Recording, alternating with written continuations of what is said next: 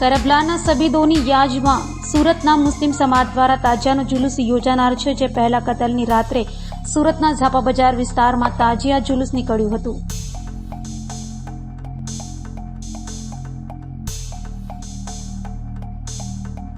બુધવારે તાજિયાના જુલુસ સાથે મોહરમ પર્વનું સમાપન થશે. આ અંગે તાજિયા કમિટી દ્વારા જણાવાયું હતું કે 10 મોહરમ પહેલા કતલની રાત્રે એટલે કે મંગળવારના રોજ ઝાપા બજાર ખાતે તમામ તાજિયાઓનું જુલુસ નીકળ્યું હતું, જે જુલુસને નિહાળવા શહેરીજનો ઉમટી પડ્યા હતા. તો ઝાપા બજાર વિસ્તારમાં રાત્રિના સમયે નીકળેલા તાજિયા જુલુસનું સ્વાગત આગેવાનો દ્વારા કરાયું હતું.